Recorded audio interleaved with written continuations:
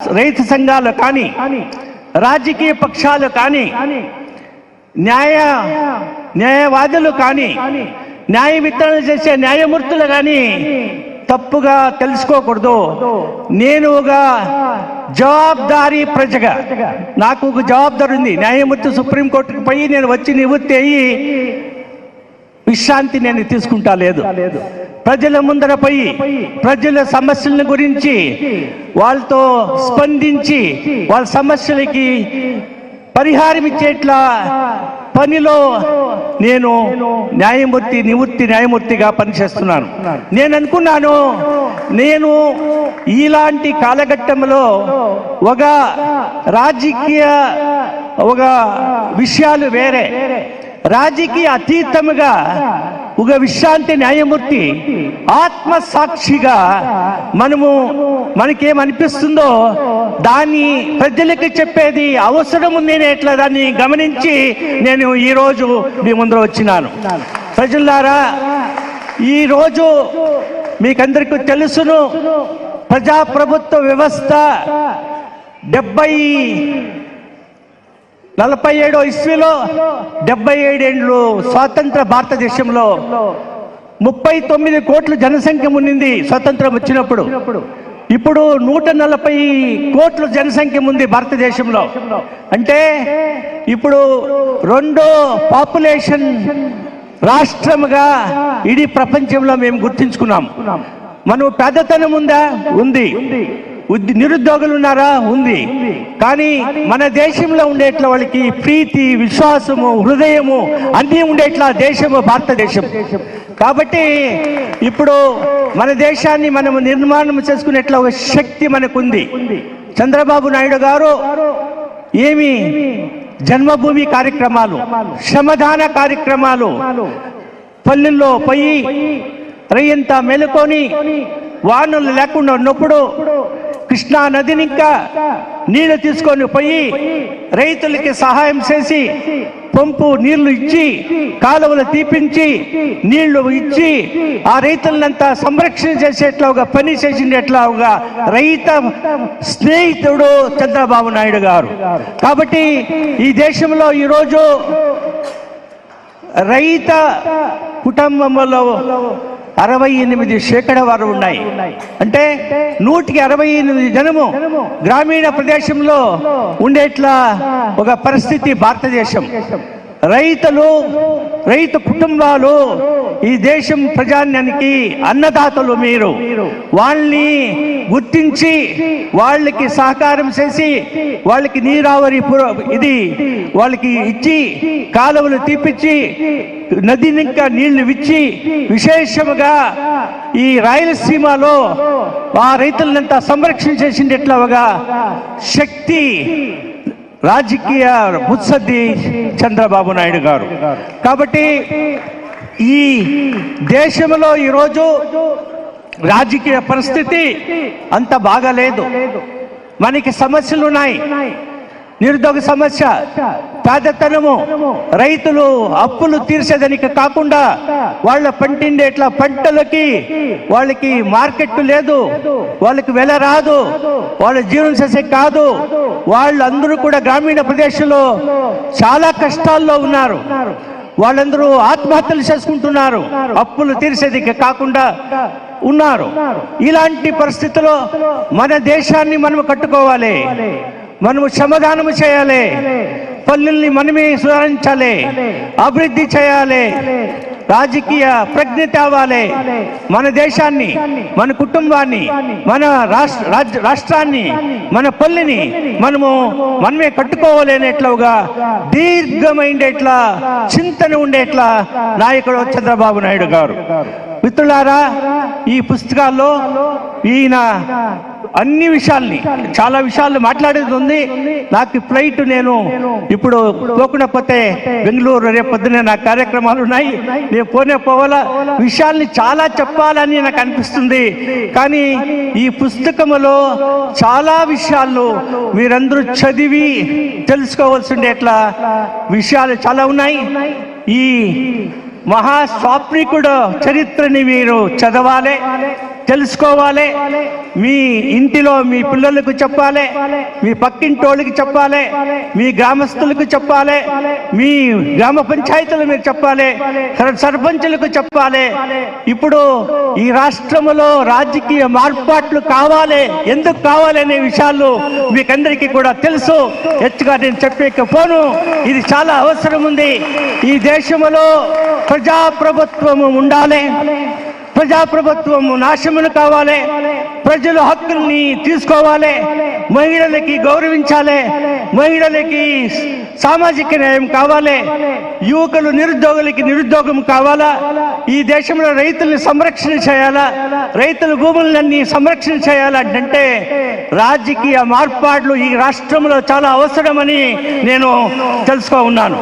ఇది మీరు రాబోయే ఎన్నికల్లో ఎలా మార్పాటు తెస్తారు అనేది జవాబారి మీ అందరి పైన ఉంది అని ఈ సందర్భంలో మీకు చెప్తున్నాను. మీరు సభలు నడుపుతున్నారు, ఎక్కడ చూసినా సముద్రము కాదు మహాసాగరము తర జనాలు వస్తున్నారు. కానీ అంత మాత్రానికి మీరు తృప్తి కావద్దండి. మీరు కావాల్సిండేది మహాభారత యుద్ధం 19 దినాలు నడిచింది. మహాభారత యుద్ధం 19 దినాల్లో కృష్ణుడు అర్జునికి సారథిగా ఎలా పనిచేసినారో అలాగే మీరందరూ కూడా సారథిలుగా చంద్రబాబు నాయుడు గారి సారథిగా మీరు ఉండి చంద్రబాబు నాయుడు గారు అర్జునుగా మహాభారత యుద్ధం ఎన్నికలు వస్తాయి కదా, ఇంకా 3 నెలల్లో సంసత్తుకి మరియు శాసనసభలకు ఎన్నికలు వస్తాయి. ఆ ఎన్నికల్లో మీరు చాలా ప్రయత్నం చేసి ప్రామాణికంగా మీరంతా నిలుచుకొని ఈ రాష్ట్రం రాజకీయ చరిత్రని మార్పాటు చేసేట్లా ఇది మీరు చేస్తేనే ఈ ప్రజలకు, రాష్ట్రానికి, భారతదేశానికి భవిష్యత్తు ఉంటుంది అనేట్లా విషయాన్ని ఈ సందర్భంలో చెప్తున్నాను. మీరు అడగచ్చిన నాకు ఎలా భారతదేశానికి భవిష్యత్తు అని నేను చెప్పినాను. ఎంత జనము ప్రధానమంత్రుల్ని, ఎంత జనము రాష్ట్రపతి, మా విజ్ఞాని మర్చిపోతుంది. విజ్ఞాని ఎవరు? ఆయన అబ్దుల్ కలాం గారు. అబ్దుల్ కలాం గారు రాష్ట్రపతి చేసినట్లుగా ఇది పేరు ప్రఖ్యాత చంద్రబాబు నాయుడు గారికి. శ్రీకాంత్ గారు ఇక్కడ గవర్నర్, ఉమ్మడి ప్రదేశ్ గవర్నర్ గా ఉన్నారు. ఆయన ఉపరాష్ట్రపతిగా ఢిల్లీకి పిలుచుకొని పోయి అక్కడ ఆయన చేపించినాడు. కాబట్టి ఈయన పాత్ర ఇది ఆంధ్రప్రదేశ్ రాష్ట్రానికి సీమితం కాదు. వీణ రాజకీయ చరిత్ర, వెనక చరిత్ర అంతా చూస్తే దేశం భవిష్యత్తుకి ఈ నాయకత్వం కావాలి. కాబట్టి మీరందరూ కూడా ఈ సందర్భంలో నేను రాజకీయ సిద్ధాంతాలని పక్కకు పెట్టి ఈ విషయాన్ని నేను మాట్లాడుతున్నాను.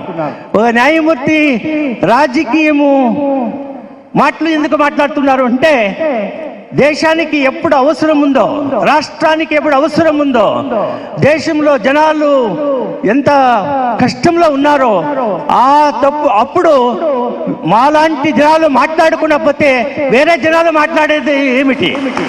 మేము మాట్లాడాలి, ప్రజానీకానికి చెప్పాలి, ప్రజలకంతా సరైన దావులో తీసుకొని పోవాలి, ఈ దేశానికి భవిష్యత్తుని తేవాలి, ఈ దేశం నిరుద్యోగము పోవాలి, పేదతనం పోవాలి, మహిళలకు సామాజిక న్యాయం కావాలి. మహిళలందరూ కూడా ఇప్పుడు కాన్స్టిట్యూషన్ కి అమెండ్మెంట్ అయింది, 33%. మీరు ముందుకు రావాలి. సమానత, మీరందరూ చాలా జనం వచ్చినారు. ఆర్టికల్ 14, 15లో రాజ్యాంగంలో చెప్తారు, మత భేదము లేకుండా, జాతి భేదము లేకుండా, వర్ణ భేదము లేకుండా, లింగ భేదము లేకుండా సమానత అని.